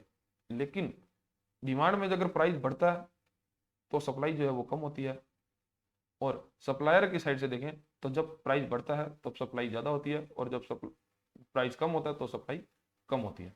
ठीक है, बस ये चेंज है इसमें डिमांड और सप्लाई में। और ये दोनों ही जब मिलते हैं, जब मानो मार्केट के अंदर एक प्राइस के ऊपर जो डिमांड है और सप्लायर भी उसी प्राइस के ऊपर सप्लाई करना चाहता है, तो ये जब दोनों का मेल होता है तब उस कंडीशन को बोलते हैं इक्विलिब्रियम। ठीक है, बस ये जो हमारी सिचुएशन आ जाती है इसको इक्विलिब्रियम बोलते हैं, क्योंकि डिमांड कंज्यूमर जो चाहता है, जो कंज्यूमर है वो ये चाहता है कि मुझे अब मेरे प्राइस पर वो वस्तु मिले। ठीक है, और सप्लायर ये चाहता है कि जिस प्राइस में मैं बेचना चाहता हूं मैं उस प्राइस पे बेच पाऊं। ठीक है, और जब ये दोनों एक ही जगह पे पहुंच के सेटिस्फाई हो जाते हैं कि मैं इतने में खरीदना चाहता हूं और मैं इतने बेचना चाहता हूं, तो उस कंडीशन को हम इक्विलिब्रियम कहते हैं। अब इसको देखते हैं हम। Supply and demand interact to produce an equilibrium price and quantity और a market equilibrium. The market equilibrium comes at the price and quantity where the forces of supply and demand are in balance। तो market equilibrium उसी को बोला जाता है जब price और quantity in दोनों का जो बैलेंस जहां पर हो जाता है, मतलब सप्लाई और डिमांड दोनों का जहां बैलेंस हो जाता है उसको इक्विलिब्रियम कहा जाता है। At the equilibrium price the amount of buyer want to buy exactly the equal the amount of seller want to sell. तो जहां पे बायर जो है उसको खरीदना चाहता है जिस प्राइस पे, और जो सेलर है उसको सेल करना चाहता है, तो इस कंडीशन को ही इक्विलिब्रियम कहा जाता है। अब इसको एग्जांपल से हम समझते हैं। वही एप्पल का एग्जांपल ले रहे हैं, तो जैसे एप्पल पर बॉक्स 500 रुपए का था, फिर 400, 300, 200, 100। ठीक है, ये हम देखते ही आ रहे हैं पहले। अब जब एप्पल का बॉक्स का प्राइस 500 रुपए का था तब मार्केट में उसकी डिमांड कितनी थी? 9 रुपए की, 9 बॉक्स की डिमांड थी, लेकिन सप्लायर कितना सप्लाई कर रहा था? 18। ठीक है, तो इसमें क्या है, मार्केट के अंदर क्या होगा, उस प्रोडक्ट का जो सप्लाई है वो सरप्लस में रहेगी और प्राइस जो है वो फिर नीचे चला जाएगा, क्योंकि मार्केट के अंदर उसकी डिमांड ही कम है, तो प्राइस जो उस वस्तु का प्राइस जो है वो कम चला जाएगा। और अगर यही वो बॉक्स का प्राइस 400 था तो उसकी डिमांड जो थी 9 रुपए की, 10 डब्बों की डिमांड थी, लेकिन सप्लायर उसको 16 डब्बे सप्लाई करा था, तो इस कंडीशन में भी सप्लाई जो है सरप्लस में रहेगी और जो प्राइस है वो कम हो सकता है। मतलब ये डिपेंड करता है कि प्राइस भी क्या है, तो प्राइस जो उसका कम हो जाएगा। और अगर यही बात करें, जब एप्पल का बॉक्स 300 रुपए का था तब उसकी डिमांड कितनी थी? 12 डब्बों की डिमांड थी, और सप्लायर भी कितना सप्लाई कर रहा था? 12। तो ये जो कंडीशन होती है ये बोलते हैं इक्विलिब्रियम की कंडीशन है। और यहाँ पे जो मार्केट में प्राइस है वो न्यूट्रल रहेगा, मतलब ना वो बढ़ेगा ना कम रहेगा, क्योंकि जितना सप्लाई हो रहा है उतना ही डिमांड है, तो इससे क्या है, एक स्टेबल मार्केट चलती रहेगी। लेकिन ये कंडीशन जो है ये बहुत कम रहती है। फिर अगर यही देखें हम कि मार्केट के अंदर प्राइस जो है 200 रुपये है, डिमांड है 15 की, लेकिन सप्लाई है 7 की, तो मार्केट के अंदर उस प्रोडक्ट की रहेगी शॉर्टेज, और क्योंकि डिमांड ज़्यादा है तो उस प्रोडक्ट का जो प्राइस है वो हमेशा बढ़ेगा। और यही नेक्स्ट कंडीशन में होगा कि 100 रुपये का प्राइस है, डिमांड 20 की है, लेकिन सप्लाई बिल्कुल जीरो है, तब वो मार्केट में रहेगी शॉर्टेज और प्राइस जो है वो बहुत ज़्यादा बढ़ेगा। तो इस प्रकार से प्राइस, सप्लाई और डिमांड का इक्विलिब्रियम जो है वो काम करता है। और सबसे बेस्ट कंडीशन यही होती है जिसमें क्वांटिटी की डिमांड और सप्लाई सेम हो, खरीदने वाला उस प्राइस पे खरीदने को तैयार है और बेचने वाला उसको बेचने को तैयार है, तो ये इक्विलिब्रियम कंडीशन है, और इसमें जो प्राइस है न्यूट्रल रहेगा। अब एग्जाम में क्वेश्चन कैसा आएगा कि सप्लायर जो है वो एक 500 रुपये के ऊपर 18 बॉक्स सप्लाई करता है, और जो मार्केट में उसी रेट पर डिमांड है वो 9 डब्बों की है। तब अब मार्केट के अंदर जो प्राइस है वो फिर किस प्रकार से फ्लक्चुएट हो सकता है, तब यहाँ पे आपको बताना होगा कि क्योंकि डब्बे का रेट 500 रुपये है और सप्लाई ज़्यादा है लेकिन डिमांड कम है, तो जो प्राइस है वो नीचे जाएगा, मतलब डाउनवर्ड शिफ्ट होगा। ठीक है, अब इसको भी है जो हम डिमांड कर्व के, सप्लाई और डिमांड कर्व के रूप में देखेंगे इक्विलिब्रियम कैसे बनता है। और ये जो वही बातें हैं जो मैंने आपको बोल के बता दी हैं। The market equilibrium found at the interaction of the supply and demand curve. तो मार्केट इक्विलिब्रियम कहाँ मिलता है? जब सप्लाई और डिमांड का इंटरेक्शन होता है। अब ये देखो, हमने ऊपर देखी था कि ये जो हमारा है ये हमारा डिमांड कर्व है और ये हमारा सप्लाई कर्व है। डिमांड कर्व हमारा ये जा रहा है, जो ये जो हमारा डिमांड कर्व है ये डाउनवर्ड होता है, हमने पढ़ लिया था। और सप्लाई कर्व जो है हमारा ये, ठीक है, ये सप्लाई कर्व ये हमारा अपवर्ड होता है। अब जहां पर 300, ये हमारा क्वांटिटी की बात कर रहा है, ये हमारा प्राइस है, ठीक है, ये एक्स अक्ष है, ये वाई अक्ष है। अब बात करते हैं, जैसे जब प्राइस 300 रुपये था तब वो सप्लाई कितनी यूनिट्स की कर रहा था, 12 यूनिट्स की, और सप्लाई 12 की थी और डिमांड भी 12 की थी। तो ये हमारा इक्विलिब्रियम की कंडीशन बन गई। और बात कर लेते हैं, जैसे जब मार्केट के अंदर प्राइस 400 रुपये का था तब उसकी सप्लाई कितनी थी, ये सप्लाई है, सॉरी ये डिमांड है, डिमांड थी लगभग ये मान के चले हम, ये 11 के पास आएगा, ये 11 मान लो या 10 मान लो, जो भी है, तो चलो 10 मान के चलते हैं, 10 की थी इसकी डिमांड, और सप्लाई कितनी हो रही थी, तो सप्लाई अगर यहाँ की बात करें, ये सप्लाई है, ये डिमांड कर्व है, तो डिमांड तो हमारी 10 की हो रही थी, लेकिन सप्लाई हमारा ये है, तो सप्लाई हमारी हो रही थी 15 की, ठीक है। तो सेम प्राइस पे 400 रुपये के अंदर जब डिमांड थी वो 10 की थी, लेकिन सप्लाई थी वो 15 की थी, तो मार्केट में क्या रहेगा, सरप्लस, ठीक है। तो ये सारा सरप्लस को दिखाता है। और अगर शॉर्टेज की बात करें तो ये 200 रुपये के अंदर, 200 रुपये के अंदर मार्केट के अंदर, क्योंकि सप्लाई कर्व है, तो सप्लाई कितनी की थी, लगभग 7 की मान लेते हैं, तो 7 की सप्लाई थी, 200 रुपये के अंदर सप्लाई जो थी 7 की थी, लेकिन डिमांड कितनी थी, डिमांड थी 15 की, ठीक है। तो सप्लाई 7 है लेकिन डिमांड 15 है, तो ये जो गैप आ जाएगा, ये जो बीच में इनका गैप आ गया, ये है शॉर्टेज, ठीक है। तो इतनी मार्केट में शॉर्टेज है और इस कंडीशन में सरप्लस है, लेकिन जहां ये मिलते हैं आके, ये हमारा इक्विलिब्रियम पॉइंट होता है, क्योंकि 300 की डिमांड है और 300 ही सप्लाई है, सॉरी 300 रुपये के ऊपर 12 की डिमांड और 12 ही सप्लाई है, तो ये हमारा इक्विलिब्रियम पॉइंट हो गया। तो इस गैप को हम बोलेंगे सरप्लस, और ये जो नीचे का गैप होगा इसको बोलेंगे शॉर्टेज। तो इस प्रकार से मार्केट में इक्विलिब्रियम पॉइंट डिसाइड हो रहा है। नेक्स्ट टॉपिक हमारा effect of shift in supply और डिमांड कर्व। अब क्या इंपैक्ट होता है जब सप्लाई और डिमांड कर्व में शिफ्ट होता है। The supply and demand model can be used to predict the impact of changes in economic condition of price and quantities.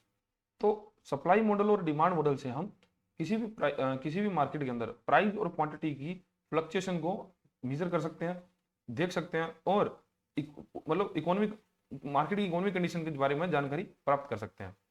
अब क्या कैसे इफेक्ट होता है, शिफ्ट आता है सप्लाई के अंदर, मतलब सप्लाई की शिफ्ट के अंदर किस प्रकार से इंपैक्ट आता है। Suppose a spell of bad weather raises the price of wheat. अब किसी वजह से मौसम जो था खराब था, जिसकी वजह से आज इस समय मार्केट के अंदर व्हीट जो है उसके दाम बढ़ गए, क्योंकि व्हीट फार्मर्स इतना नहीं बना पाए, तो व्हीट के दाम बढ़ गए। अब व्हीट का बाय प्रोडक्ट क्या है, ब्रेड, क्योंकि व्हीट से क्या है, ब्रेड बनाई जाएगी। अब bread, this will cause A decrease in supply of bread. अब क्योंकि क्या है, व्हीट कम आया, व्हीट की सप्लाई कम होने की वजह से ब्रेड कम बनी, ठीक है, ब्रेड की सप्लाई जो है वो कम हुई। Shift the supply curve to the left. अब हमने बात करी थी सप्लाई कर्व जो था वो अपवर्ड तरीके से होता है जैसे, ठीक है, लेकिन अब जैसे उसकी सप्लाई कम होगी तो उसका जो सप्लाई कर्व है वो लेफ्ट की तरफ मूव कर जाएगा, ठीक है। This result with new equilibrium with the higher price and lower quantity. इसको चीज को कैसे अपने समझते हैं अभी। जैसे ये क्वांटिटी दी है, ये प्राइस दी है, जब कंडीशन सही थी तब हमारा इक्विलिब्रियम कहाँ था, यहाँ पे बन रहा था, क्योंकि सप्लाई जितनी डिमांड हो रही थी, ये डिमांड कर्व हमारा, ये सप्लाई कर्व है, ठीक है। एक बार इसको मत देखना। अब डिमांड जो है वो तो स्टेबल है, लेकिन किसी वजह से गेहूं की सप्लाई अच्छी नहीं हो पाई, जिससे क्या है ब्रेड की सप्लाई भी पूरी मेंटेन नहीं कर पाए, ठीक है। अब ब्रेड की सप्लाई अगर मेंटेन नहीं हुई तो हुआ क्या कि ये जो सप्लाई कर्व था, ये सप्लाई कर्व हो गया मूव लेफ्ट की तरफ। अब सप्लाई जो है वो कम है, क्योंकि पहले जो इस प्राइस पे मान लो ये 10 प्राइस था, और ये जो सप्लाई है, ये सप्लाई इसकी यहाँ पर 10 आ रही है। तो 10 सप्लाई पे हम 10 प्राइस पे हम 10 सप्लाई कर पा रहे थे।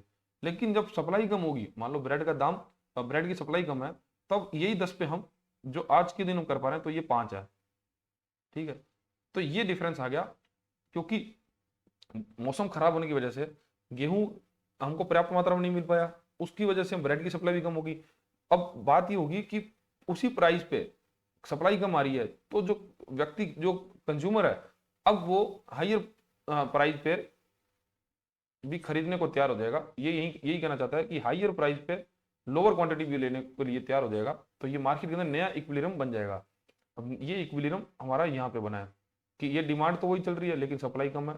तो पहले जहाँ इक्विलिब्रियम ये था, अब हमारा इक्विलिब्रियम ये बना। ठीक है, अब है effect of a shift of demand. अब डिमांड की शिफ्ट कैसे आता है? Suppose there is a sharp increase in the family income, तो everyone wants to eat more bread. अब मानो कि फैमिली इनकम बहुत ज्यादा बढ़ गई, तो अब लोग ज्यादा ब्रेड खाना चाहेंगे। अब ये प्रैक्टिकली आपको होगा यार वो खाना थोड़ी ज्यादा लग देंगे, ये वैसी बात नहीं है। ये ओवरऑल पूरी मैक्रो इकोनॉमी की बात की जाती है। ठीक है, तो आपको वो सब फैक्टर जो है प्रैक्टिकलिटी इसमें छोड़नी होगी आपको। ठीक है, तो आपकी इनकम बढ़ गई तो आप ज्यादा ब्रेड की डिमांड करोगे। ठीक है, this will cause the increase of demand, तो की डिमांड बढ़ जाएगी। Shifting the demand curve to the right, तो हमने बात ही करी थी कि डिमांड कर्व जब इसकी डिमांड बढ़ती है तो वो राइट की तरफ मूव करता है। The result will be new equilibrium at the higher price and the higher quantity. तो ये है हमारा डिमांड शिफ्ट। तो डिमांड शिफ्ट की बात करें तो ये हमने क्वांटिटी दी है, ये प्राइस दिया है। जैसे इसमें क्या है कि जो हमारी सप्लाई है, ये हमारी सप्लाई है, ये सप्लाई जो है एस सप्लाई का कर्व है। ठीक है, सप्लाई का कर्व जो है हमारा स्टेबल रहेगा क्योंकि सप्लाई तो सेम ही है। क्यों हुआ क्या कि उसकी इनकम बढ़ गई, इनकम बढ़ने से उसकी ब्रेड की जो है डिमांड बढ़ गई। और डिमांड कर्व ये जो पहले डी था, अब बाद में ये मान लो D1 हो गया, क्योंकि इसकी जो डिमांड है वो ज़्यादा होगी। अब जहाँ पे इस प्राइस पे यहाँ पे इक्विलिब्रियम बैठ रहा था उसका, ये प्राइस पे ये इतनी क्वांटिटी वो खरीदना चाह रहा था। ठीक है, लेकिन अब उसका जो नया इक्विलिब्रियम वो ये बना, क्योंकि इक्विलिब्रियम वही जहाँ पे ये दोनों जो कर्व हैं वो एक दूसरे को काटते हैं, क्रॉस करते हैं। ठीक है, तो नया इक्विलिब्रियम, तो ये जो ऊपर हमने बात करी कि हायर प्राइस पे हायर क्वांटिटी की डिमांड करेगा, तो यही है कि जो नया इक्विलिब्रियम बनेगा वो हायर प्राइस पे, क्योंकि इसका प्राइस बढ़ गया, और हायर क्वांटिटी पे क्योंकि वो हायर क्वांटिटी डिमांड कर रहा है। जैसे ही उसकी इनकम बढ़ेगी तो वो वस्तु की डिमांड बढ़ा देगा, और जैसे डिमांड बढ़ाएगा तो डिमांड जो कर्व है वो राइट की तरफ मूव करेगा। और अगर इसका अपोजिट होता तो होता क्या कि जो इसका स्लोप का शिफ्ट जो राइट की तरफ हुआ ये लेफ्ट की तरफ हो जाता, क्योंकि सप्लाई सेम है लेकिन उसने डिमांड कम कर दी क्योंकि उसकी इनकम कम होगी। तो ब्रेड की अगर डिमांड कम हो जाएगी तो इसका जो स्लोप है वो राइट की तरफ चला, क्योंकि ये जो D1 है तो इधर एक D2 बन जाता मान लो। ठीक है, तो ये हुआ कि शिफ्ट कैसे होता है सप्लाई कर्व के अंदर और डिमांड कर्व के अंदर। नेक्स्ट टॉपिक और लास्ट टॉपिक हमारा interpreting change in price and quantity. When price, मतलब हम ये जो प्राइस और क्वांटिटी में चेंजेस कैसे पता कर सकते हैं कि मतलब उसका जो प्राइस है वो डिमांड की वजह से कम ज्यादा हुआ है या सप्लाई की वजह से कम ज्यादा हुआ है, ये हमको जानना है।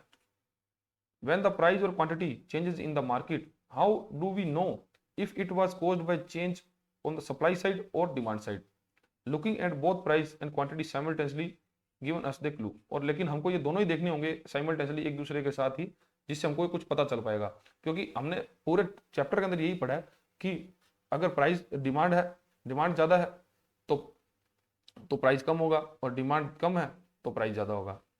ठीक है, और इसके उल्टा ही सप्लाई में देखा कि डिमांड ज्यादा है तो सप्लाई ज्यादा होगी, डिमांड ज्यादा है तो सप्लाई ज्यादा होगी, और डिमांड कम है तो सप्लाई कम होगी।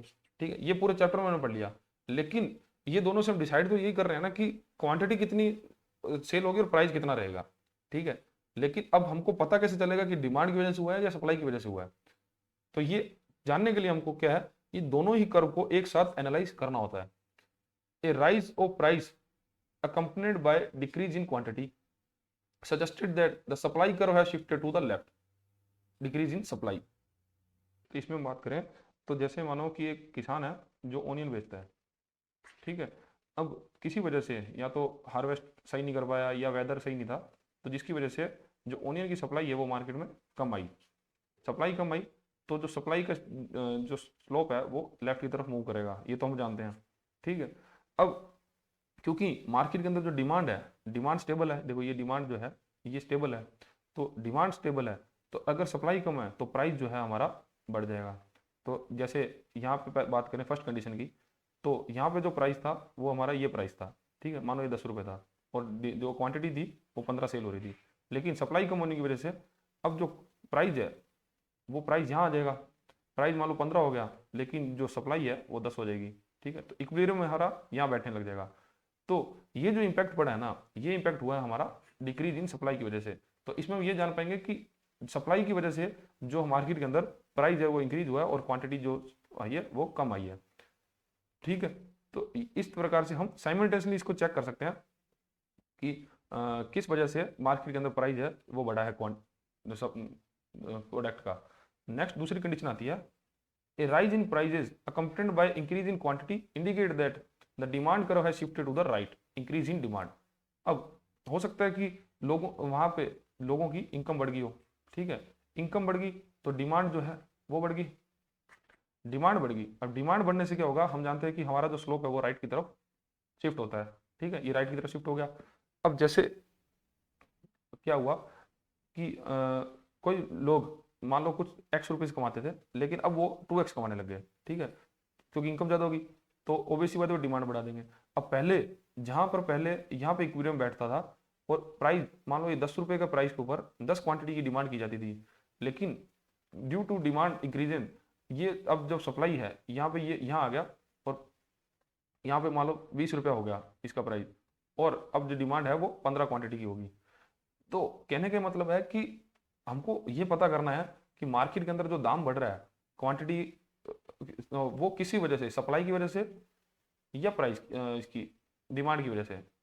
तो हम इन दोनों से हम ये बोल सकते हैं कि जो ये कंडीशन आई है ये डिमांड बढ़ने की वजह से आई है। डिमांड बहुत तरीके से बढ़ सकती है, जैसे किसी की इनकम बहुत बढ़ गई तो उसकी वजह से उस डिमांड ज़्यादा करेगा, तो इसकी वजह से जो स्लोप है वो राइट की तरफ मूव कर देगा, क्योंकि इसमें सप्लाई तो सेम रहेगी लेकिन डिमांड बढ़ गया। और अगर हमको ये देखना हो कि मार्केट में प्राइस क्यों बढ़ा, तो इस कंडीशन में मार्केट प्राइस इसलिए बढ़ा क्योंकि सप्लाई कम हुई थी, तो मार्केट में सप्लाई कम होगी तो उसका जो स्लोप है वो लेफ्ट की तरफ मूव करेगा।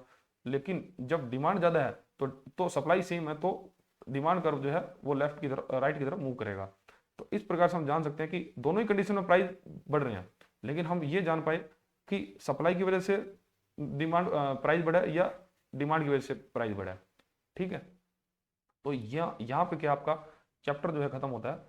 अब इस चैप्टर के मैंने आपको एमसीक्यू भी दिए हैं, आप इस एमसीक्यू को जरूर लगाएं, और इसका जो क्विज है वो आपको मिल जाएगा नीचे लिंक, वहाँ से आप लगा सकते हैं, ठीक है। ये आपको हर चैप्टर के साथ ही मिल रहे हैं वैसे तो। और इसके बाद आपको एक और ये है 1 सेकेंड क्विक रिवीजन। तो ये पूरे चैप्टर की समरी जो है वो मैंने लगा दी है, आप इसको भी पढ़ सकते हैं, लेकिन ये इस प्रकार का चैप्टर है कि इसको आपको पूरा ही पढ़ना चाहिए, क्योंकि तब तक आप समझ ही नहीं पाओगे क्या चैप्टर है। और यहाँ पे क्या है ना, ये चैप्टर थोड़ा टिपिकल चैप्टर है, जैसे इकोनॉमिक्स है ना पूरी, तो जो कॉमर्स बैकग्राउंड से है उसके लिए तो फिर भी समझना ईजी है, लेकिन जो साइंस और आर्ट्स बैकग्राउंड से आता है उसको थोड़ा इसको दोबारा देखना होगा, मतलब अच्छे से उसको समझाना होगा। ये चैप्टर थोड़ा क्या लंबा हो गया, लेकिन ये आपको अच्छे से बताना जरूरी था। तो अब तो ये चैप्टर आपको कॉन्फिडेंस तभी आ पाएगा जब आप पूरा इसको समझ पाओगे। है कुछ भी नहीं, लेकिन सारा गेम जो है डिमांड और सप्लाई का है, ठीक है।